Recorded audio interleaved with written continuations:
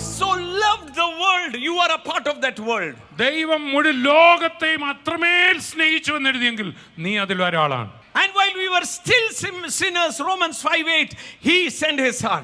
നാം പാപികളായിരിക്കുമ്പോൾ തന്നെ അവൻ തന്റെ പുത്രനെ തന്നു എന്ന് റോമർ 5 വായിക്കും. Now the devil's trick, പിശാചിന്റെ തന്ത്രം ഇതാണ്. he will accuse you. നിന്നെ കുറ്റം ചുമത്തും, നിന്നെ കൊള്ളില്ല, you are not good, നീ നല്ലതല്ല, you are a full failure, നീ ഒരു പരാജിതനാണ്. and at that time, ആ സമയത്ത് you should remember the word of Jesus യേശു പറഞ്ഞ വാക്കോർക്കണം and pull down that stronghold in Jesus name. കർത്താവിന്റെ പ്രിയനാണ് ഞാൻ എന്ന വാക്ക് പറഞ്ഞ് നമ്മുടെ തലയ്ക്കകത്ത് ആ കെട്ടിപ്പൊക്കാൻ നോക്കുന്ന ആ അപരാധബോധത്തിന്റെ, നിന്നെ കൊള്ളുക എന്നുള്ള പരാജയബോധത്തിന്റെ കോട്ടയെ ഇടിച്ച് വെളിയിൽ വരണം. Today, ഇന്ന് it is the expiry date of the lies of the devil on you.